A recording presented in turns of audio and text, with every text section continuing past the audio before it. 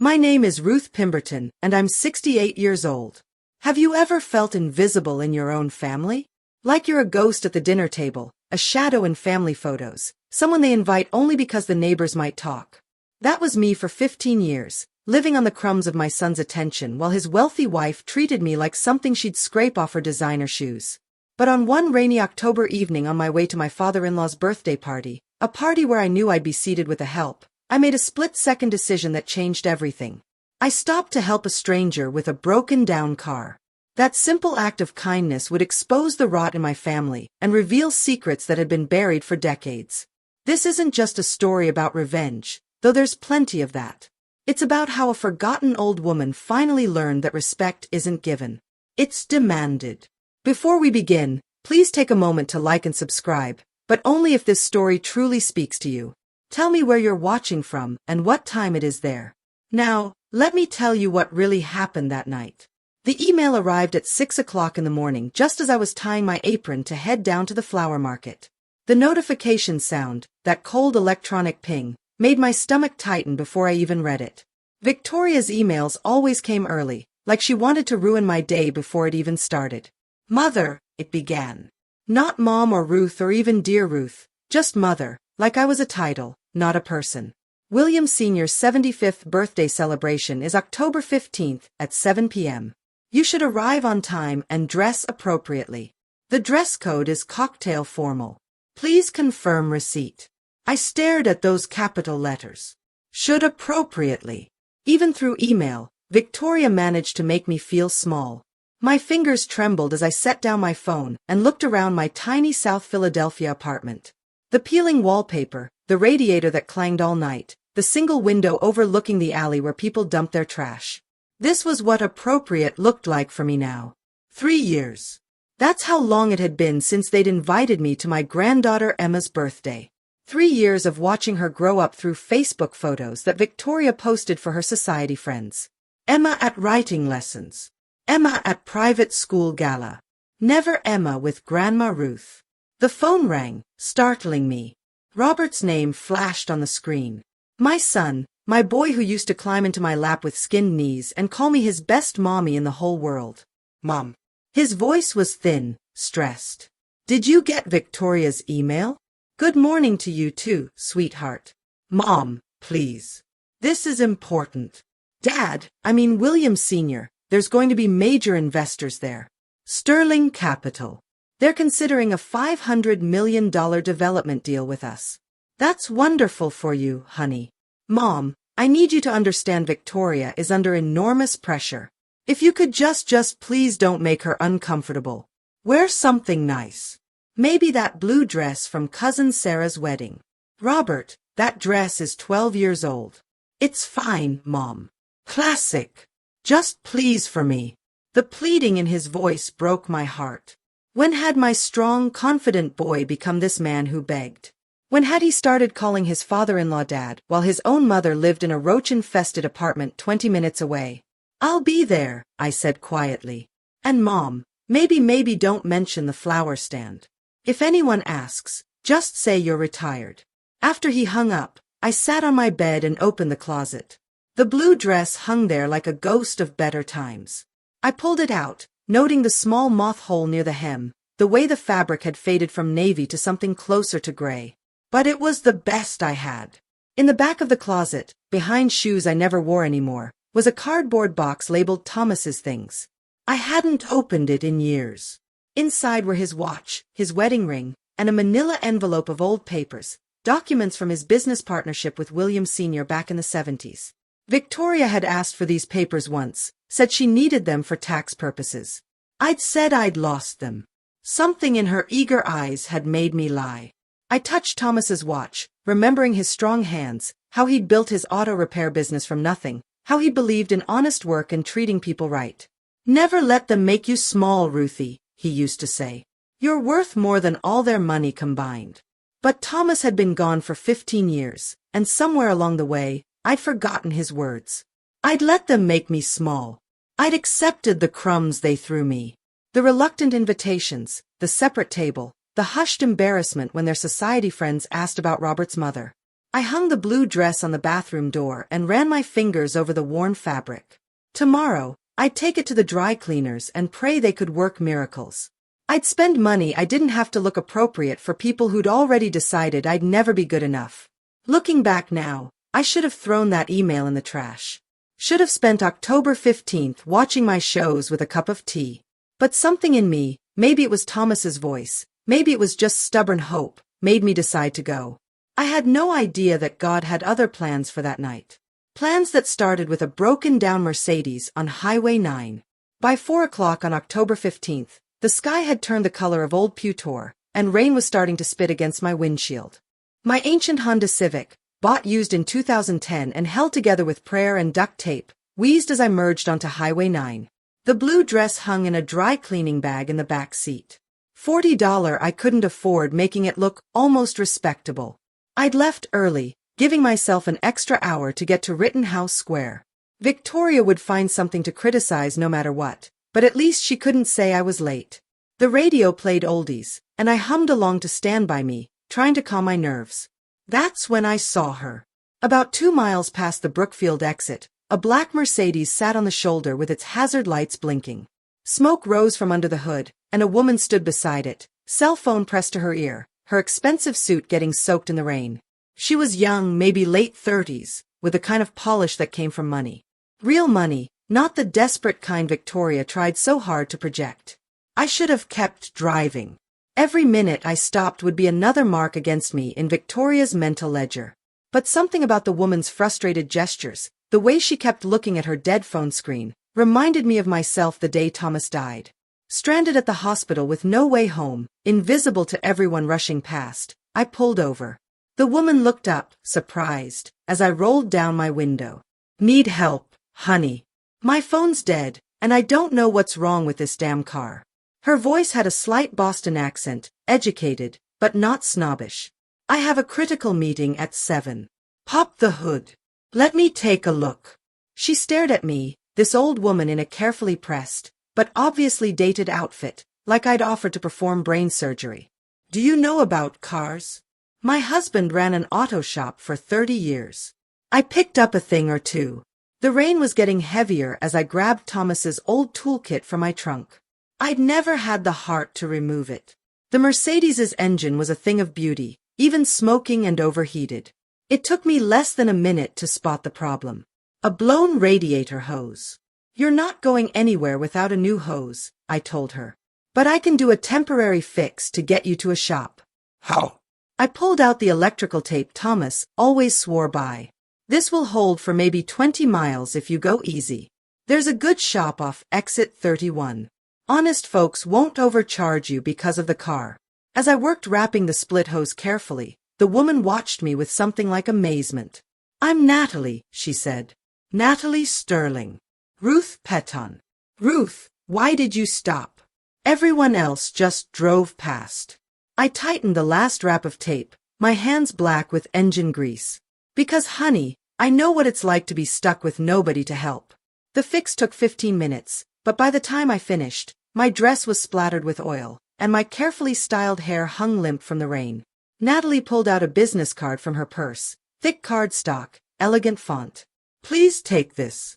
I owe you dinner at the very least. Where were you heading? I've made you late. Just a family thing, I said, sliding the card into my pocket without really looking at it. Birthday party up in Rittenhouse Square.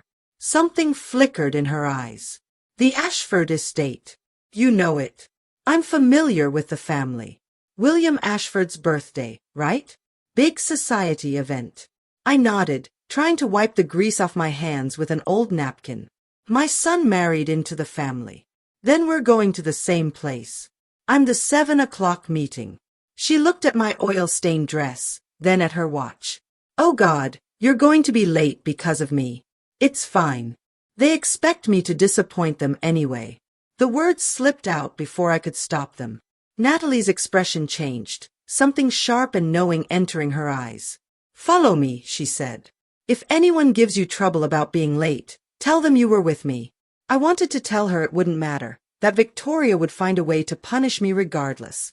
But Natalie was already getting into her car, and I realized I now had exactly 12 minutes to make a 20-minute drive.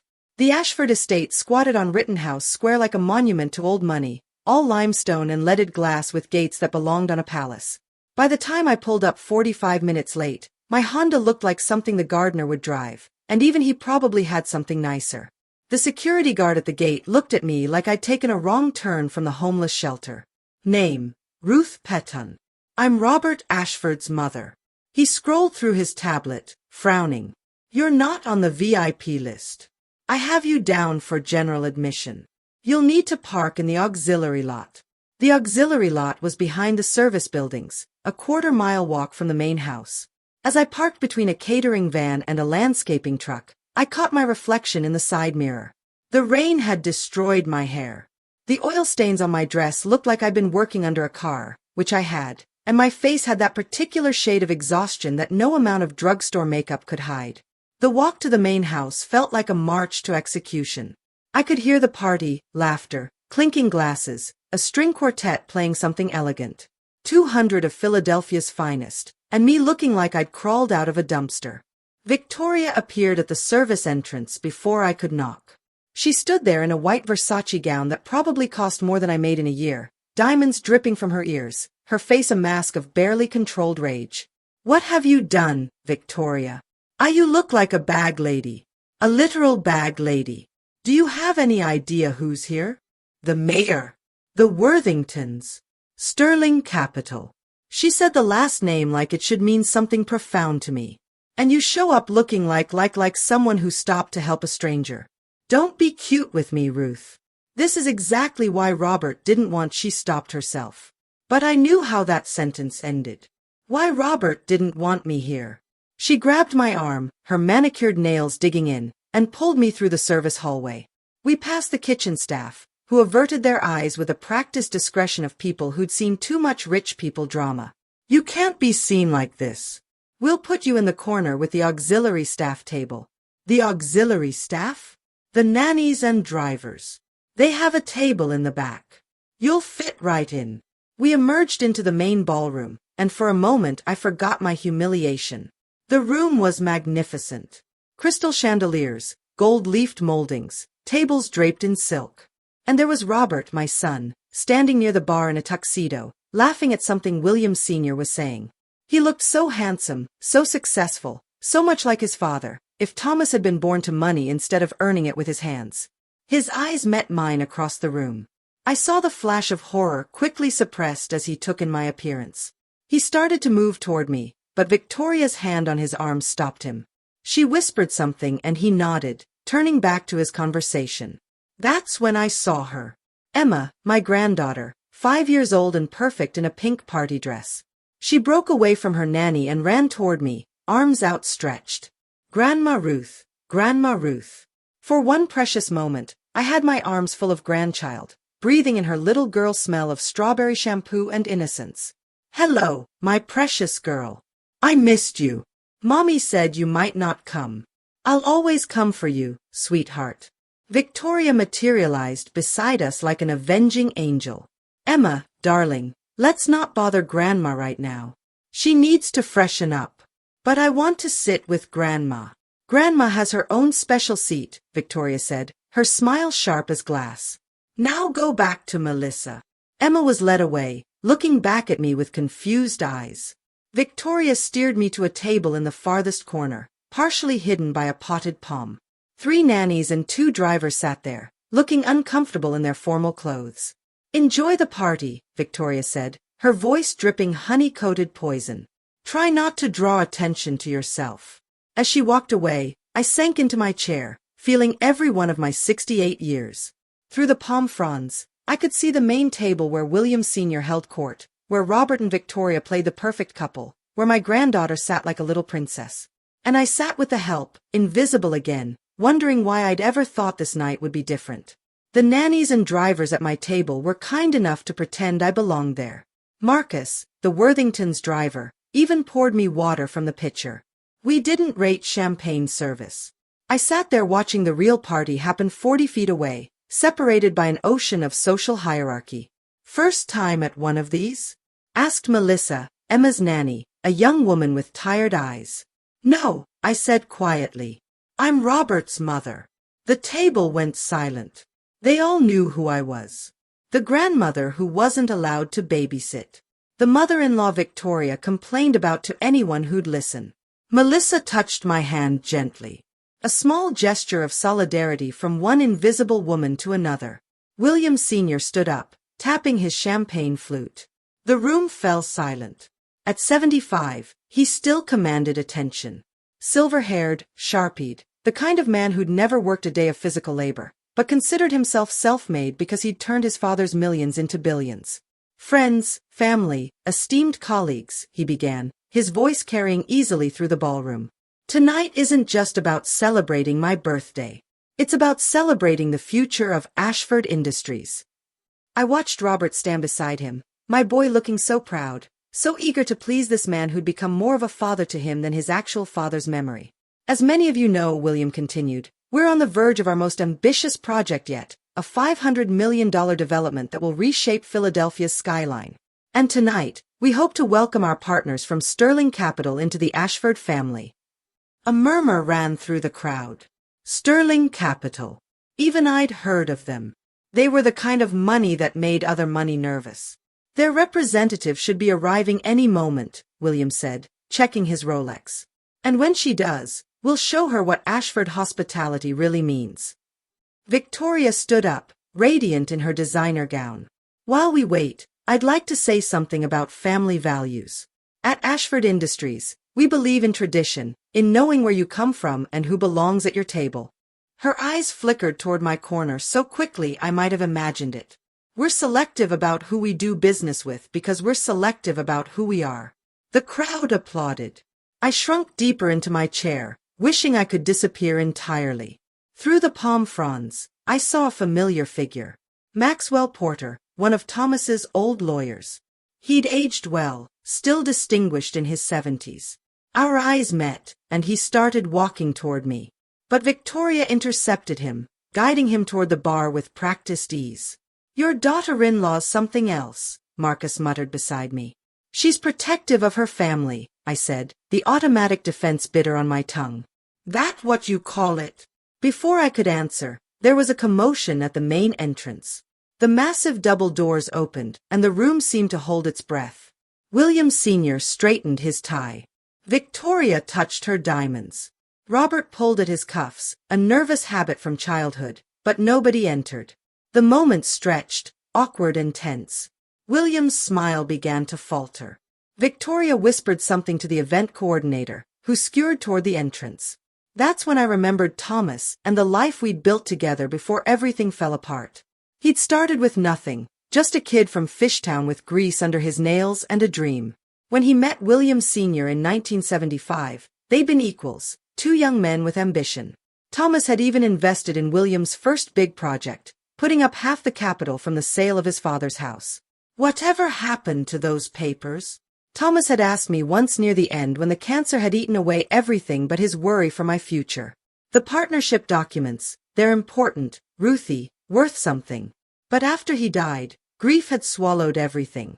Robert had been in college needing tuition. The medical bills had taken our savings. And when Victoria had appeared, beautiful, sophisticated, everything I wasn't, she'd swept Robert into her world so fast I could barely breathe. Mom never talks about Dad. I'd overheard Robert tell Victoria once, I think it hurts too much. But that wasn't true. I didn't talk about Thomas because Victoria had made it clear that auto mechanics didn't belong in her family narrative. She'd rewritten Robert's history, erasing the boy who'd grown up in his father's shop, who'd known the name of every tool before he knew the alphabet. A server finally approached our table, not with champagne, but with the house salad, wilted lettuce, and cheap dressing, while the real guests dined on lobster thermidor. I pushed it around my plate, my appetite gone. Grandma Ruth, Emma had escaped again, running toward me with a crayon drawing. I made this for you. It was a picture of two stick figures holding hands, one tall, one small. It's us, she announced proudly. It's beautiful, sweetheart. Victoria appeared like a storm cloud. Emma, I told you. But her scolding was cut short by another commotion at the entrance. This time, someone actually entered, and my heart stopped. It was Natalie Sterling, transformed from the rain-soaked woman on Highway 9 into something that made even Victoria look underdressed. She stood in the doorway, scanning the room with those sharp eyes, looking for something. Looking for someone. Looking, I realized with a sudden chill for me. At that moment, watching Natalie Sterling scan the room, I felt like I was standing on the edge of a cliff. You know that feeling when you realize your whole life is about to change? When you can actually feel the ground shifting under your feet. That was me clutching my granddaughter's drawing while my daughter-in-law's perfect world started to crack. Have you ever been made to feel worthless by your own family? Like you're an embarrassment they have to tolerate? If you have, then you understand why what happened next felt like divine justice. Please, if this story resonates with you, take a moment to like and subscribe. Tell me in the comments what would you do if you were in my shoes. Now, let me tell you what Natalie Sterling did when she found me.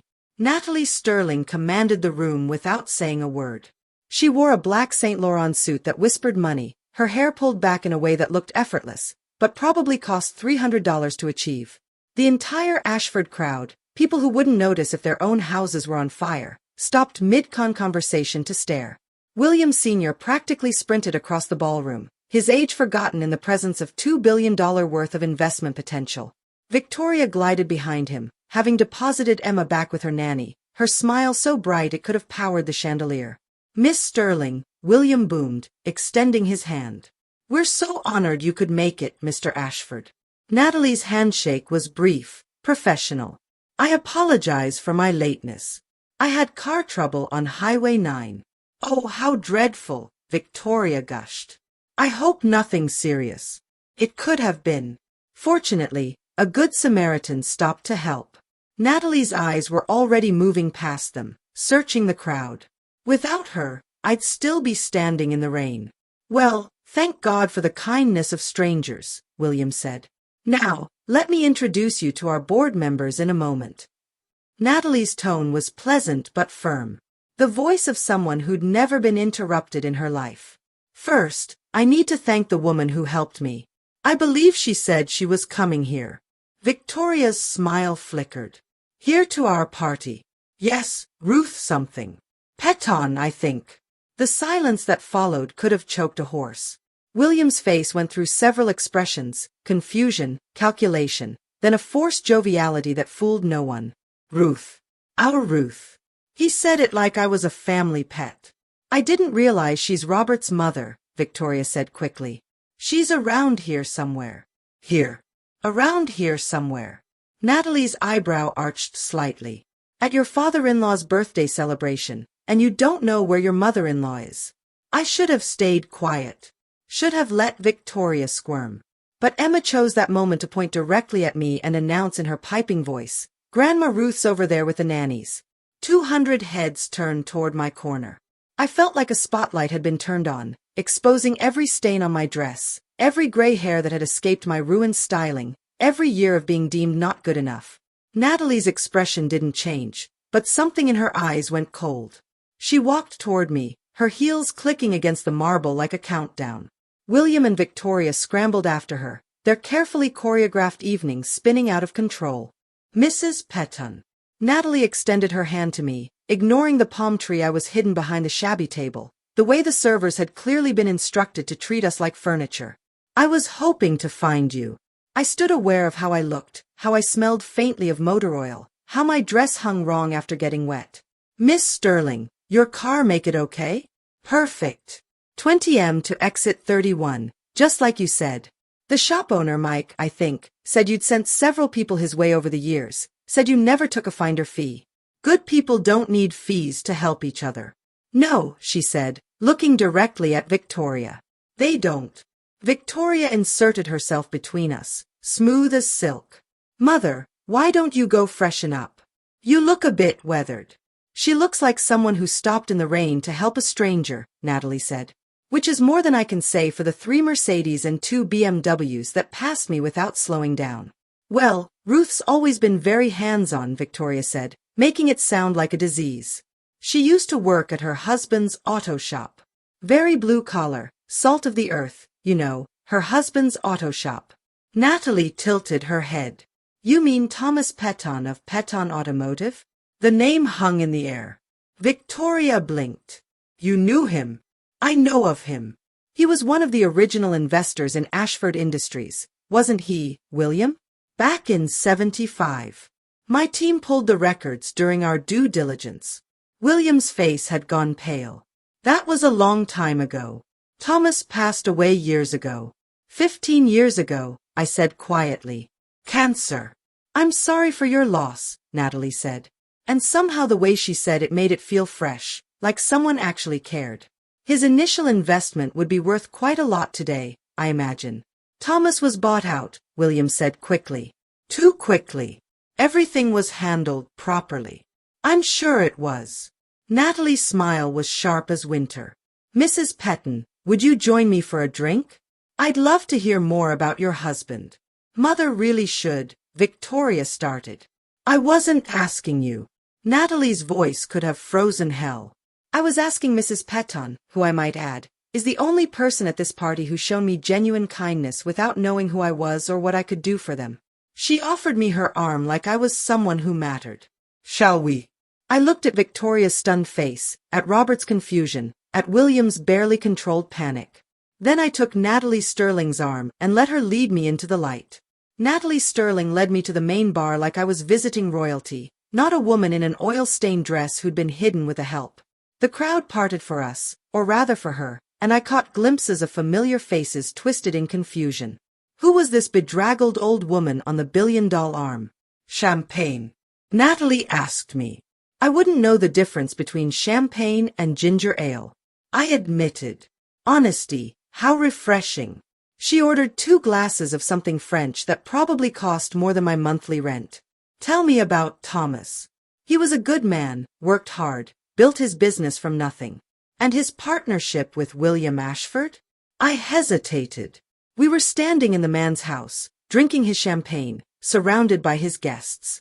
But something in Natalie's eyes told me she already knew more than she was saying.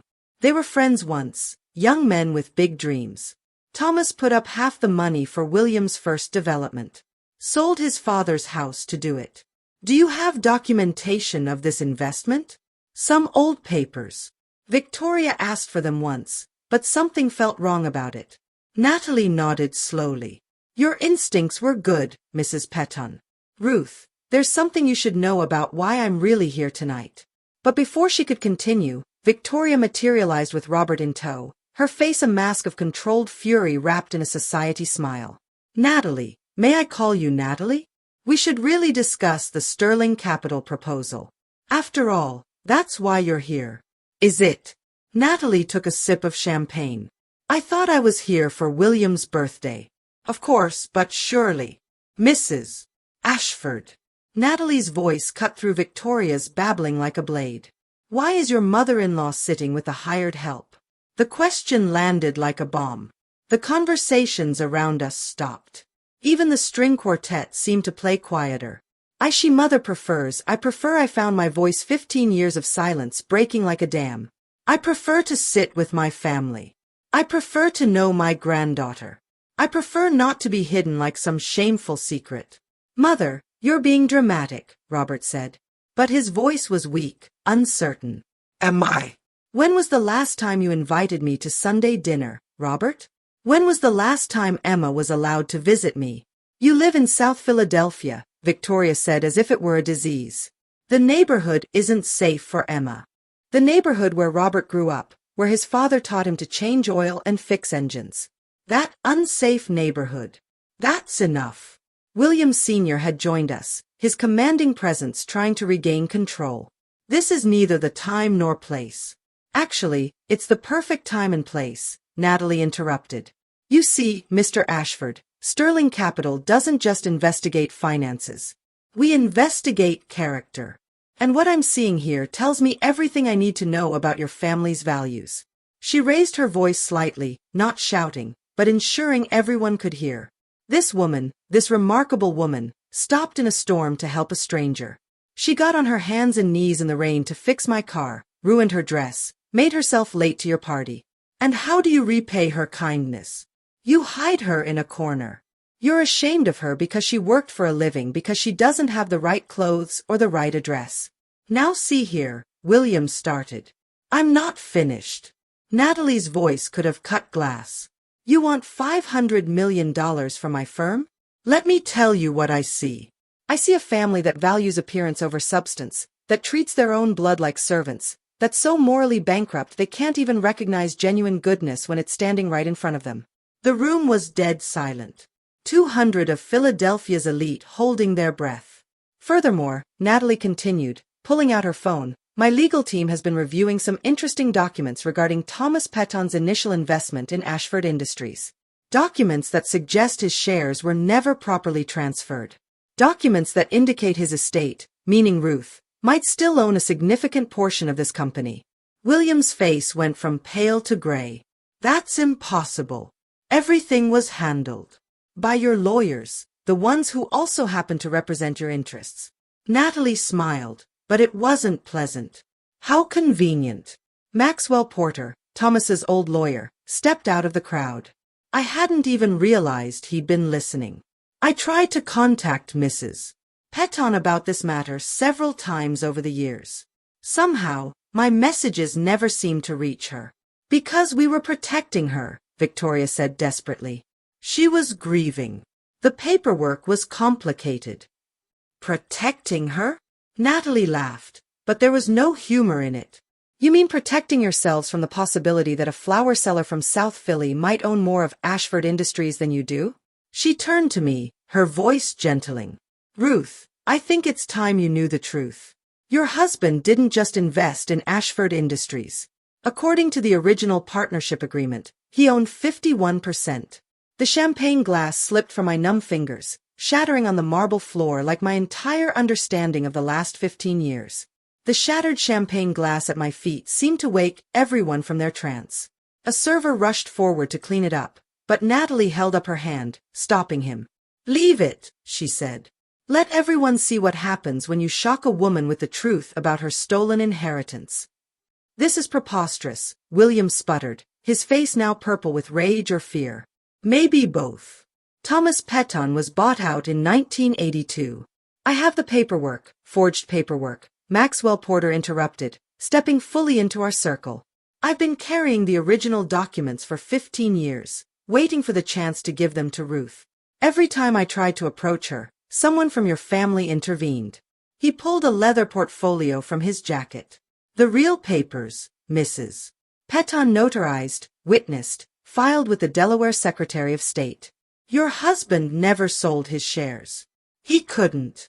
The partnership agreement required both spouses' signatures for any transfer over 25%.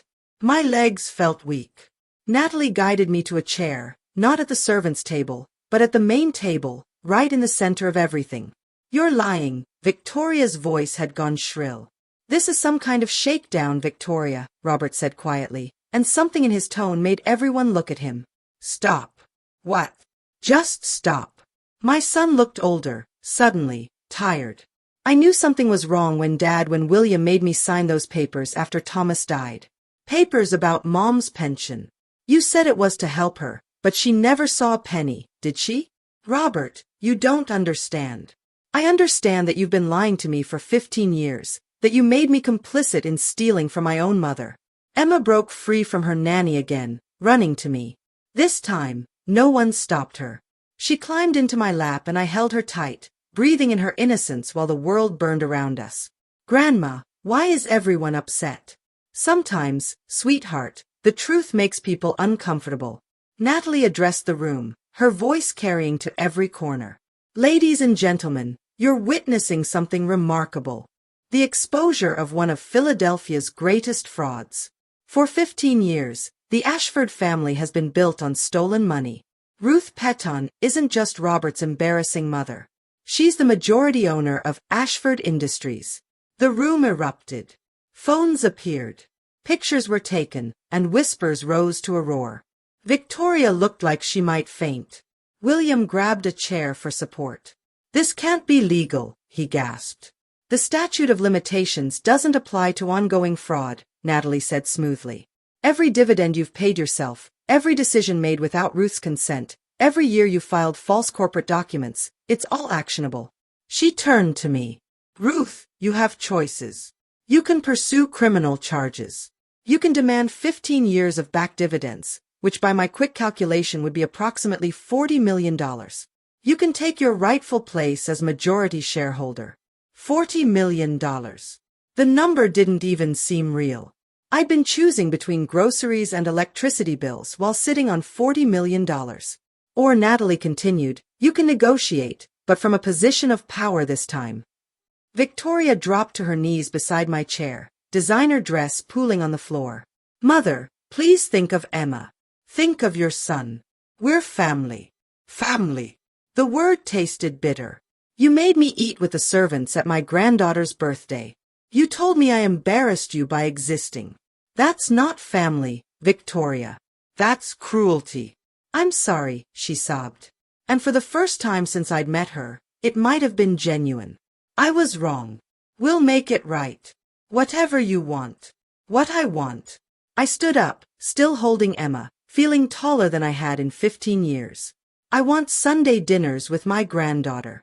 I want to teach her about her grandfather, the man who built something from nothing with his own hands. I want my son to remember who he was before you convinced him to be ashamed of where he came from. I looked around the room at all these people who'd dismissed me, who'd looked through me like I was invisible. And I want an apology, a real one. Not for what you did to me. I'm old. I can handle it. But for what you tried to do to Emma, for trying to teach her that people's worth is measured by their bank accounts instead of their character. Anything, William. Anything you want, duh? No. I turned to him. Not anything I want. Everything I'm owed. Maxwell, I want you to handle this. Full audit, full accounting, and Natalie. I looked at the woman who'd changed everything. Sterling Capital can have their $500 million deal, but you'll be working with me, not them. The king had been dethroned. The servants' table had become the seat of power. And somewhere I could swear I heard Thomas laughing. One more thing, I said, looking directly at Victoria. That blue dress you always mocked. The one from Cousin Sarah's wedding. Thomas bought it for me with his last Christmas bonus. He said I looked like a queen in it. Turns out he was right. Emma hugged me tighter. You are a queen, Grandma. My queen. And for the first time in 15 years, I believed it. Standing there with my granddaughter in my arms and my whole world turned upside down, I had a choice. 15 years of pain, of humiliation, of being made to feel worthless. I could have destroyed them. Every legal right, every dollar owed, every criminal charge possible. The woman they'd treated like nothing now held everything. What would you do? If the people who'd crushed your spirit for years suddenly needed your mercy, would you give it or would you take your revenge? I looked at Robert's face. My son, lost somewhere between the boy I raised and the man Victoria created. I looked at Emma, innocent in all this, and I made my decision. Comment below with what you think I should have done, and keep watching to see what I actually did. Maxwell Porter opened his leather portfolio with the reverence of a priest handling scripture. The room remained frozen. 200 of Philadelphia's elite, watching a Flowers lawyer destroy their understanding of power. There's more, Maxwell said, his voice carrying across the silent ballroom. Thomas Petton didn't just own 51% of Ashford Industries. He also left a second will, one that William Ashford personally witnessed and then concealed. William's face went from purple to white so fast I thought he might have a stroke. That's a lie. Is it? Maxwell pulled out a yellow document. Your signature is right here, Mr. Ashford. December 15, 2008, 3 months before Thomas died. You visited him in the hospital. Remember, you promised to take care of Ruth. Dad. Robert's voice cracked like a teenager's. You saw Thomas before he died. You told me you were in Tokyo. William's mouth opened and closed like a fish gasping for air. Maxwell continued reading. In the event of my death, all shares, holdings, and interests in Ashford Industries are to be held in trust for my wife Ruth Petton with full voting rights and dividend payments. Upon her death, said shares will pass to our son Robert Petton. He paused. Not Robert Ashford. Thomas never acknowledged the name change. Victoria had gone silent, calculating behind her tears.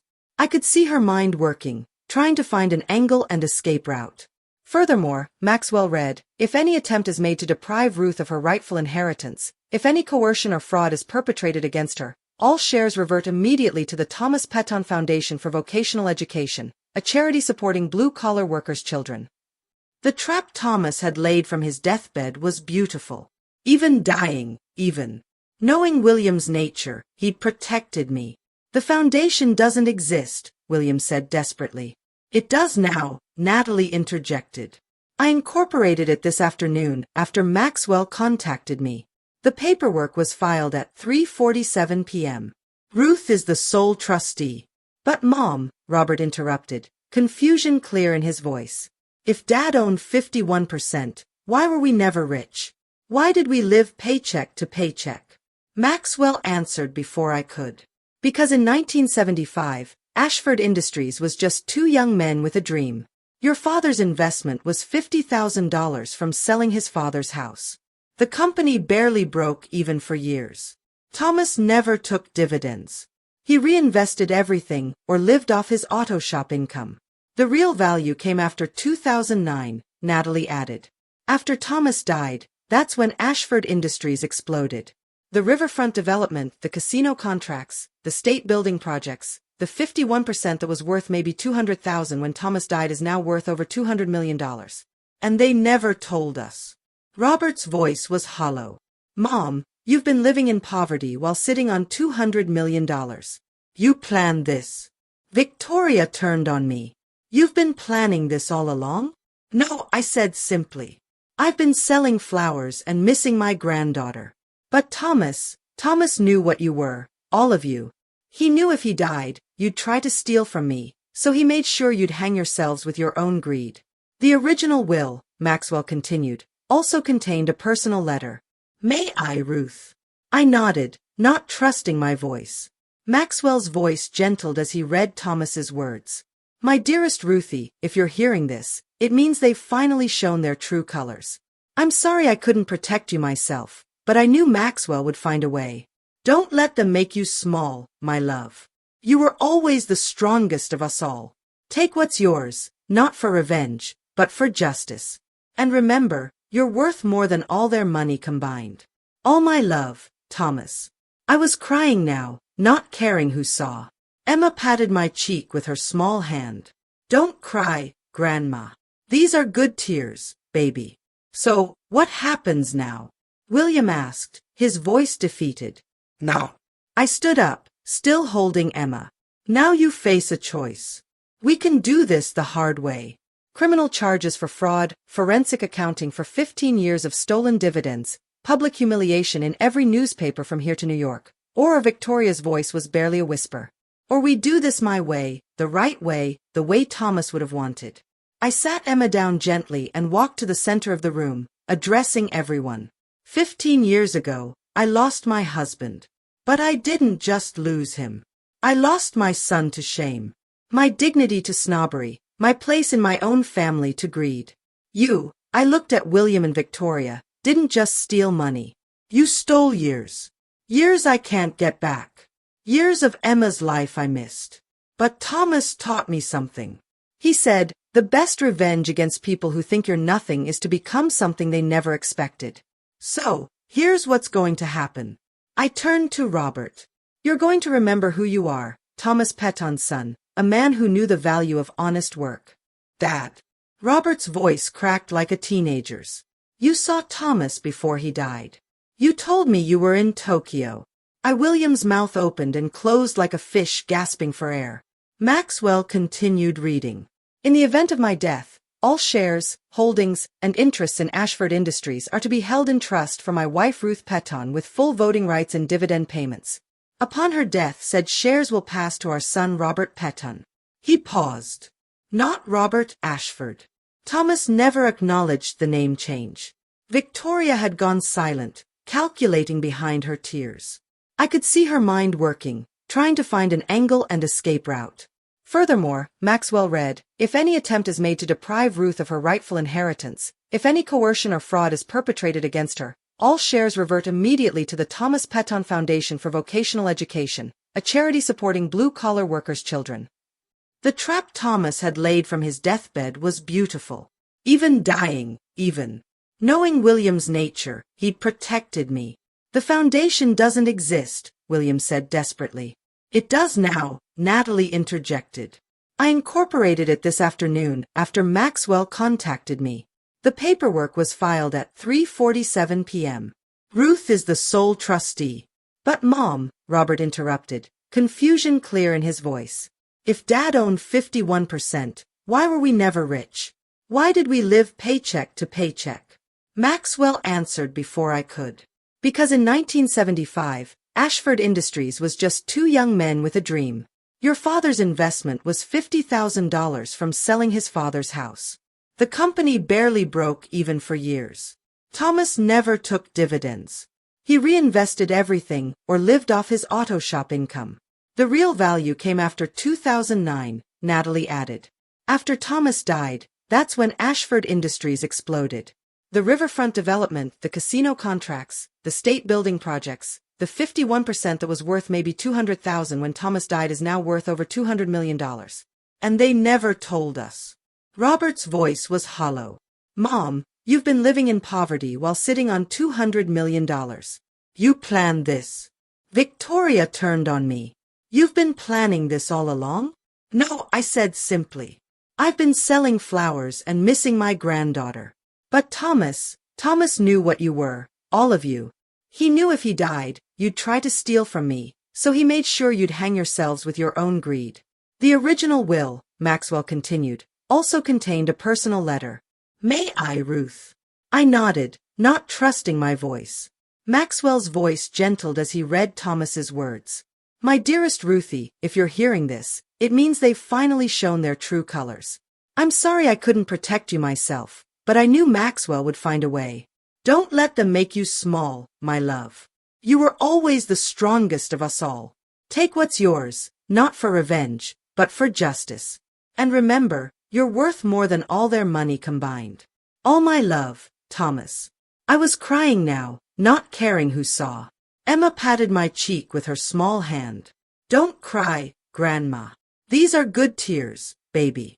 So, what happens now? William asked, his voice defeated. Now. I stood up, still holding Emma. Now you face a choice. We can do this the hard way. Criminal charges for fraud, forensic accounting for 15 years of stolen dividends, public humiliation in every newspaper from here to New York. Or Victoria's voice was barely a whisper. Or we do this my way, the right way, the way Thomas would have wanted. I sat Emma down gently and walked to the center of the room, addressing everyone.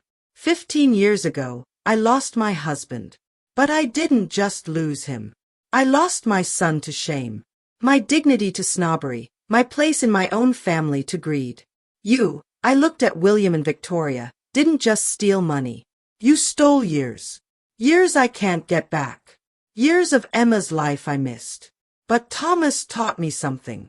He said, the best revenge against people who think you're nothing is to become something they never expected. So, here's what's going to happen. I turned to Robert. You're going to remember who you are, Thomas Petton's son, a man who knew the value of honest work. You're going to stop being ashamed of where you came from. To Victoria, you're going to learn what it means to earn something instead of taking it. 500 hours of community service at the South Philadelphia Women's Shelter. Real work, not just writing checks. To William, you're going to retire effective immediately. The board will restructure with me as majority shareholder. And if we refuse, William asked. Then Maxwell files the criminal complaint he's been drafting for 15 years. Delaware has no statute of limitations on felony fraud over $1 million. You've stolen $40 million. The math was simple. The choice was obvious. But know this, I said, my voice carrying to every corner of the room. I'm not doing this for revenge. I'm doing it for Emma, so she grows up knowing that money isn't everything. That kindness matters more than class. That her grandmother might sell flowers, but she owns an empire. And that her grandfather, I touched the papers Maxwell held, loved us enough to protect us, even from beyond the grave. The ballroom was silent except for Emma's voice. Grandma's a superhero from the mouths of babes, as Thomas used to say. The silence that followed my ultimatum was so complete, I could hear the caterers in the kitchen, still preparing food for a party that had become a reckoning. Then Victoria did something I'd never seen before. She laughed. Not her usual tinkling society laugh, but something raw and bitter. You think you've won? She stood up, her designer dress wrinkled, her perfect makeup stray with tears. You think you can just walk in here and take everything? I'm not taking anything, Victoria. I'm reclaiming what was already mine. Yours. Her voice rose to a shriek. You know what was yours. A flower stand, a 2-room apartment, a husband who died broke. We gave you more than you ever deserved. Victoria, stop. Robert's voice cut through her tirade. He walked over to me, and for the first time in years, I saw my boy. Not William's protégé, not Victoria's husband, but Thomas's son. Mom, I'm sorry. I'm so sorry. His voice broke. I knew something was wrong. Deep down, I knew. But it was easier to believe their lies than face what we'd done to you. Robert, don't you dare. Victoria started. No. He turned on her, and I saw Thomas's strength in his spine. No more. You made me ashamed of my father. A man who built something from nothing. A man who taught me that integrity matters more than income. You made me change my name because Peton wasn't prestigious enough. He looked at the crowd, then back at me. I want to be Robert Peton again if you'll let me. Oh, Robert. I reached up to touch his face. You were always Robert Peton. You just forgot for a while. This is touching, William said, his voice dripping sarcasm. But legally, you're finished, Natalie interrupted. I've been recording this entire conversation, every admission of fraud, every confession of theft. My legal team is already preparing the documentation. She pulled out her phone showing a recording app running. Pennsylvania is a 2-party consent state for private conversations, but this is a public gathering with over 200 witnesses. Every word is admissible. William staggered to a chair. The king of Philadelphia real estate reduced to a frightened old man who built his empire on stolen foundations. There's something else, Maxwell said, pulling out one more document. Thomas left a provision specifically for Emma. Emma perked up at her name. For me. Your grandfather never met you, sweetheart, I told her.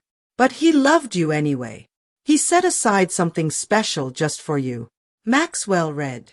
For my future grandchildren, should I not live to meet them, an education trust to be managed by Ruth with one condition. They must spend one summer working in a real job, retail, food service, manual labor.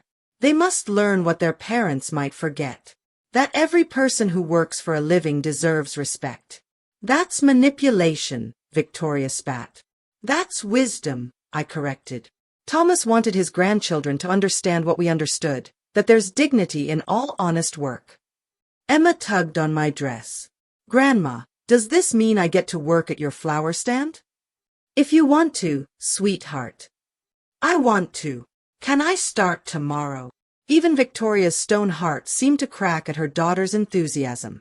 Please, Mom, Robert said quietly. Give us a chance. Let us earn your forgiveness. I looked around the room at the society people who'd ignored me, at the servants who'd shown me kindness, at Natalie, who'd changed everything, at Maxwell, who'd waited 15 years to deliver justice. All right, I said. Here are my terms. Non-negotiable. I counted on my fingers. 1. Full forensic audit of the last 15 years. Every penny accounted for. 2. The $40 million in stolen dividends goes to the Thomas Peton Foundation. 3. I take my rightful place as majority shareholder with Natalie Sterling as my advisor. 4 Sunday dinners every week at my apartment in South Philly. You'll eat my pot roast and like it. Your apartment. Victoria looked horrified. My apartment where Robert grew up, where Thomas lived, where real life happens. 5. I continued. Family therapy, all of us, even Emma, so she can understand what healthy families look like. 6. Victoria does her community service and learns what real struggle looks like. 7. William retires and makes a public statement acknowledging the fraud. And if we agree to all that, Robert asked, then we start over, not as the family you tried to create, all surface and no substance, but as the family Thomas would have wanted. Complicated, imperfect, but honest. I can't, William said. The shame, the shame. I walked over to him. You want to talk about shame? Try being hidden at your granddaughter's birthday party. Try being told you're an embarrassment. Try watching your son pretend you don't exist. That's shame, William. What you're feeling, that's just consequences. Victoria stood up slowly. If I do this, the community service, the therapy, all of it, you'll let Robert remain in the business. Robert can earn his place like everyone else, but he'll do it as Robert Petton, not as your puppet. She looked at her daughter, at her husband, at the ruins of her perfect world. Then I agree. Victoria, William started. It's over, Dad, she said quietly. We lost the moment we decided Ruth was worthless. We just didn't know it yet. One by one, they agreed. And as they did, I felt Thomas beside me, finally at peace.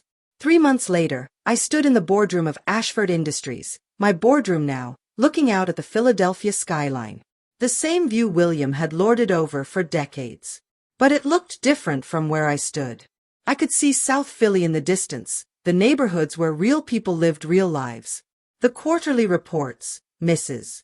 Petton, my assistant, yes, I had an assistant now, handed me a folder. Thank you, Marcus. It was the same Marcus who'd been the Worthington's driver who'd sat with me at the servants' table that night. I'd hired him as my executive assistant the first week. He knew everyone's secrets and, more importantly, he knew what it felt like to be invisible. Your son is here for the meeting, he said. And Miss Sterling, send them in. Robert entered first. Robert Petton again, legally and proudly. He'd lost weight, gained some gray hair, but his eyes were clear in a way they hadn't been in years. Hi, Mom. Hello, sweetheart. Natalie followed, elegant as always, but warmer now, a friend rather than just an advisor. Ruth, the foundation numbers are extraordinary. $40 million properly invested will send hundreds of kids to trade schools and colleges. Thomas would have loved that, I said, touching the photo on my desk. Thomas and me on our wedding day, both of us young and fearless. How's Victoria? I asked Robert. She's trying. Yesterday at the shelter, she actually served food instead of just organizing it. She said one of the women reminded her of someone who knew things had gone differently. We were quiet for a moment, absorbing that. She wants to know if she can come to Sunday dinner this week, Robert added. She's always been welcome. She just had to ask. A knock at the door interrupted us. Marcus poked his head in. Mrs. Petton. Emma's here with her art project. Send her in. Emma burst through the door like sunshine, carrying a poster board covered in photos and drawings. Grandma, I finished it. The project was titled My Hero in glittery letters. There were pictures of me at the flower stand, at the board meeting, teaching her to arrange roses. But in the center was a drawing. 2 stick figures working on a car. That's Grandpa Thomas teaching you about engines, she explained. Even though I never met him, he's my hero too, because he protected us. I pulled her into a hug, breathing in that same strawberry shampoo. But now it was mixed with the smell of flowers from helping at my stand. Grandma, are you crying again? Good tears, baby. Always good tears. The board meeting, Natalie reminded us gently. Right, I straightened up, keeping Emma's hand in mine. Let's go make some decisions about our company. Our company? Robert asked. Our company.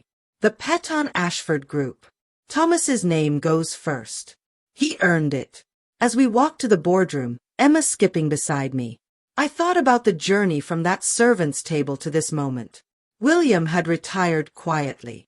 His empire reduced to a comfortable pension I'd approved. I wasn't cruel, just fair. Victoria was halfway through her community service, learning slowly that worth wasn't measured in dollars. The boardroom was full investors, partners, employees. As I took my seat at the head of the table with Emma on my lap drawing flowers on my legal pad, no one questioned it. The flower seller from South Philly belonged here. Had always belonged here. Ladies and gentlemen, I began. Let's talk about the future. The Thomas Petton Foundation has identified 3 vocational schools in need of funding. I propose we match every dollar donated by our employees. That could cost millions, one board member said. Then we'd better make sure we earn millions, I replied. Any other questions? There weren't. After the meeting, as the sun set over Philadelphia, I stood in my office with Emma, Robert, and Natalie. Marcus brought in coffee and juice, serving us with the dignity every worker deserved.